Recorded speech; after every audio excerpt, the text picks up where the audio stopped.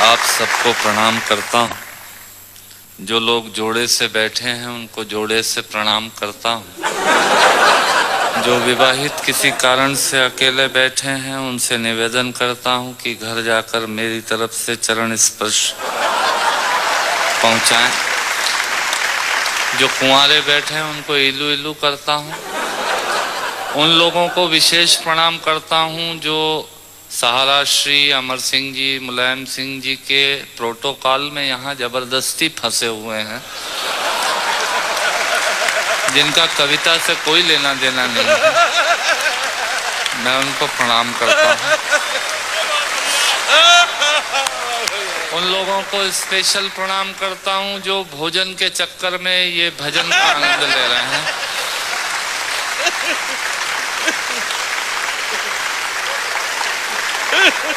हंसना सिर्फ आदमी के नसीब में है।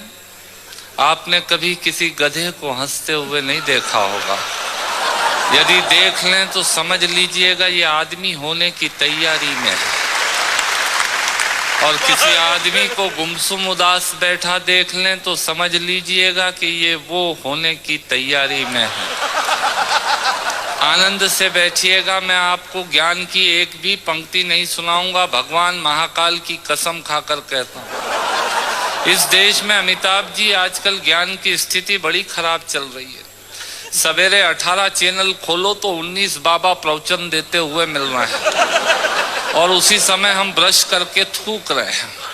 भारतीयों का कुछ हिसाब किताब समझ में नहीं आता। भारतीय आदमी अपने तरीके से जिंदगी जीता है। सहारा श्री बैठे हैं, मैं आपको बताना चाहता हूँ भारतीय आदमी होता क्या है।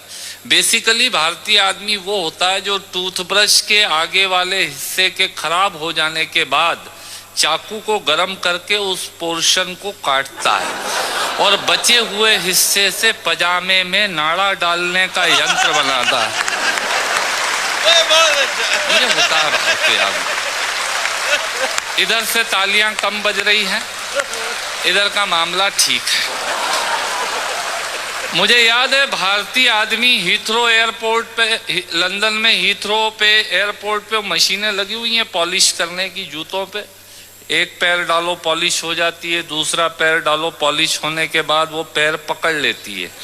फिर उसमें 50 सेंट्स डालिए तो वो पैर छोड़ती है। भारतीय पहुंचा एक, उसने एक पैर एक मशीन में पॉलिश हो गई, दूसरा पैर दूसरी मशीन में फंसा दिया। मुलायम सिंह जी, मरण तो उस आदमी का हुआ जो अंग्रेज आया।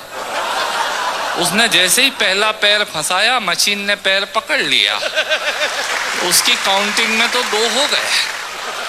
भारतीय आदमी ये होता है। आखिरी उंगली के नाखून का भी ऑपरेशन नहीं हुआ, वो आपको बाईपास कराने के लिए हॉस्पिटल का सजेशन देने आ जाएंगे।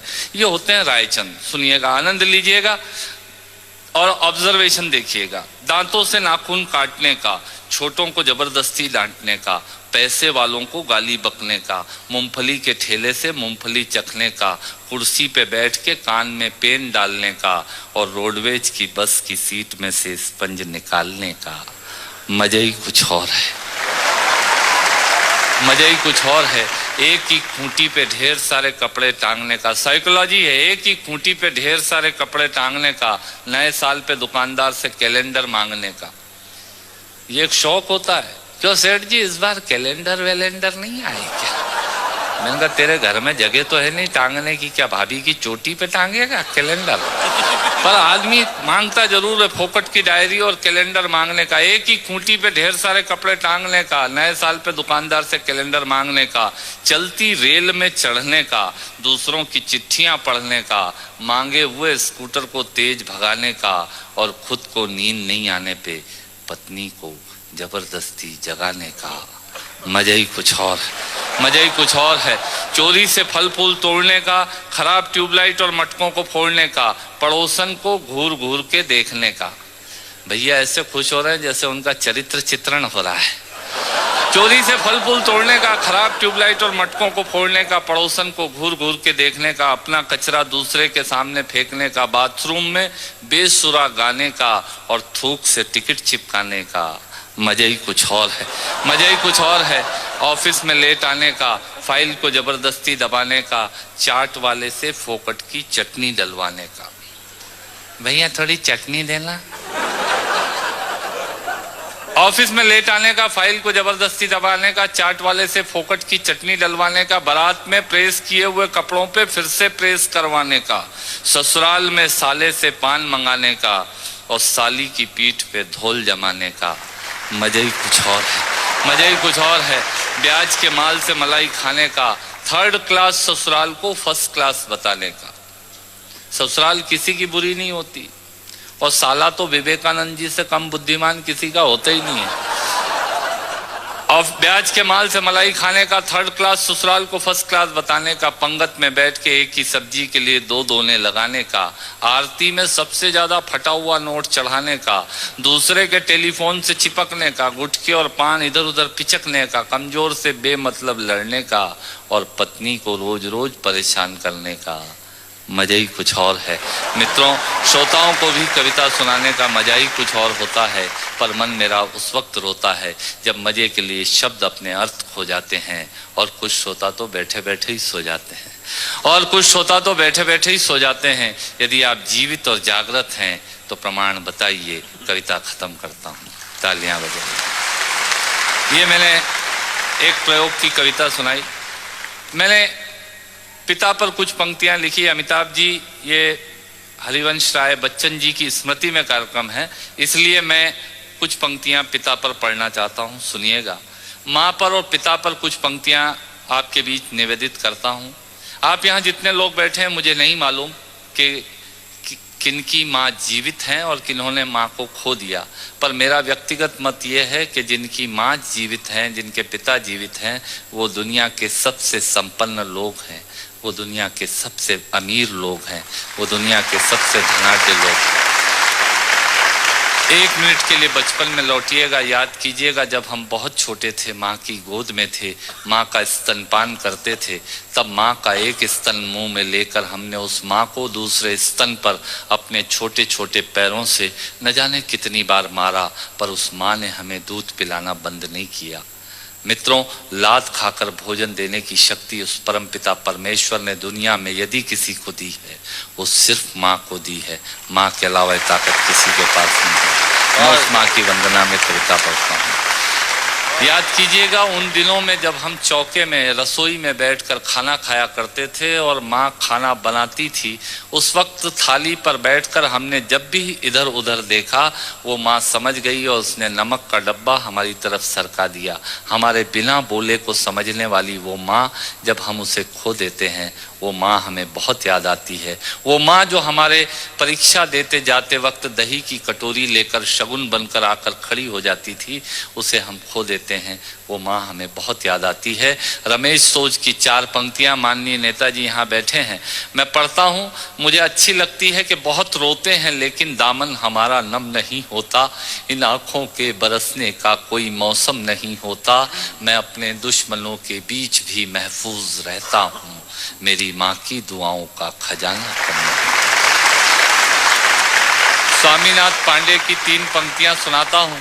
स्वामीनाथ पांडे ने 3 पंक्तियों का उपन्यास लिखा। अमिताभ जी बैठे हैं, जया जी बैठी हैं। 3 पंक्तियों में पूरा उपन्यास लिख दिया। उसने लिखा, एक विधवा माँ थी, उसके 2 बेटे थे। एक बेटा नीचे वाले माले पर रहता था, दूसरा बेटा ऊपर वाले माले पर रहता था।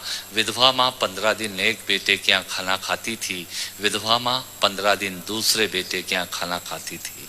पर ये उस विधवा माँ का दुर्भाग्य था कि साल में जो महीने 31 दिनों के होते थे, उस एक दिन उस विधवा माँ को उपवास रखना पड़ता था। 9 महीने पेट में रखने वाली माँ जब एक जवान बेटे को एक दिन भारी लगने लगी, तब इस नालायक हास्य व्यंग के कवि ने कुछ पंक्तियां माँ के लिए लिखी। सुनिएगा, यात्रा कीजिएगा मेरे साथ। माँ संवेदना है, भावना है, एहसास है, माँ माँ माँ संवेदना है, भावना है, एहसास है। माँ माँ जीवन के फूलों में खुशबू का वास है। माँ माँ रोते हुए बच्चे का खुशनुमा पलना है। माँ माँ मरुथल में नदी या मीठा सा झरना है। माँ माँ मरुथल में नदी या मीठा सा झरना है। माँ माँ लोरी है, गीत है, प्यारी सी थाप है। माँ माँ पूजा की थाली है, मंत्रों का जाप है। माँ माँ आँखों का सिसकता हुआ किनारा है। माँ माँ गालों पर पप्पी है, ममता की धारा है। माँ माँ झुलसते दिनों में कोयल की बोली है। माँ माँ मेहंदी है, कुमकुम है, सिंदूर है, रोली है। माँ माँ कलम है, दवात है, स्याही है। माँ परमात्मा की स्वयं एक गवाही है। माँ माँ त्याग है, तपस्या है, सेवा है। माँ माँ फूंक से ठंडा किया हुआ कलेवा है। माँ माँ अनुष्ठान है, साधना है, जीवन का हवन है। माँ माँ जिंदगी के मोहल्ले में आत्मा का भवन है। माँ माँ चूड़ी वाले हाथों के मजबूत कंधों का नाम है। माँ माँ काशी है, काबा है और चारों धाम है। माँ माँ चिंता है, याद है, हिचकी है। माँ माँ बच्चे की चोट पर सिसकी है। माँ माँ चूल्हा, धुआं, रोटी और हाथों का छाला है। माँ माँ जिंदगी की कड़वाहट में अमृत का प्याला है। माँ माँ पृथ्वी है, जगत है, धूरी है। माँ बिना इस सृष्टि की कल्पना अधूरी है।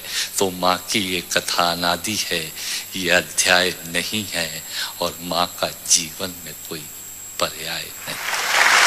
और माँ का जीवन में कोई पर्याय नहीं है। तो माँ का महत्व दुनिया में कम हो नहीं सकता और माँ जैसा दुनिया में कुछ हो नहीं सकता। माँ जैसा दुनिया में कुछ हो नहीं सकता। तो मैं कविता की ये पंक्तियां माँ के नाम करता हूँ। मैं दुनिया की सब माताओं को प्रणाम करता हूँ। पर कहा साहब के बिना पिता के माँ का अस्तित्व नहीं होता। किसी ने शेर कहा कि पक्के फल पेड़ों से रिश्ता तोड़ जाते हैं और अपाहिज बाप हो जाए तो बेटे छोड़ जाते हैं। पिता जब पुत्र को बाजार में ले जाता है और जेब में 50 रुपए होते हैं और बच्चा 200 रुपए के सामान को खरीदने की जिद करता है, उस वक्त एक पिता की विवशता और बच्चे की जिद, इसके बीच के एहसास में खड़े होकर पंक्तियां सुनिएगा। पिता क्या होता है। अमिताभ जी आपको समर्पित करता हूं। अमर सिंह जी बैठे हैं। पिता जीवन है, संबल है, शक्ति है। पिता सृष्टि के निर्माण की अभिव्यक्ति है। पिता अंगुली पकड़े बच्चे का सहारा है। पिता कभी कुछ खट्टा कभी खारा है। पिता पालन है, पोषण है, परिवार का अनुशासन है। पिता धौंस से चलने वाला प्रेम का प्रशासन है। पिता रोटी है, कपड़ा है, मकान है। पिता छोटे से परिंदे का बड़ा आसमान है। पिता छोटे से परिंदे का बड़ा आसमान है। पिता अप्रदर्शित अनंत प्यार है। पिता है तो बच्चों को इंतजार है। पिता से ही बच्चों के ढेर सारे सपने हैं। पिता है तो बाजार के सब खिलौने अपने हैं। पिता है तो बाजार के सब खिलौने अपने हैं। पिता से परिवार में प्रतिपल राग है। पिता से ही माँ की बिंदी और सुहाग है। पिता परमात्मा की जगत के प्रति आसक्ति है। पिता गृहस्थ आश्रम में उच्च स्थिति की भक्ति है। पिता अपनी इच्छाओं का हनन और परिवार की पूर्ति है। पिता रक्त में दिए हुए संस्कारों की मूर्ति है। पिता एक जीवन को जीवन का दान है। पिता दुनिया दिखाने का एहसान है। पिता सुरक्षा है अगर सिर पर हाथ है। पिता नहीं तो बचपन अनाथ है। पिता नहीं तो बचपन अनाथ है। पिता नहीं तो बचपन अनाथ है। तो पिता से बड़ा तुम अपना नाम करो। पिता का अपमान नहीं, उन पर अभिमान करो, क्योंकि माँ बाप की कमी को कोई पाट नहीं सकता और ईश्वर भी इनके आशीषों को काट नहीं सकता। विश्व में किसी भी देवता का स्थान दूजा है। माँ बाप की सेवा ही सबसे बड़ी पूजा है। विश्व में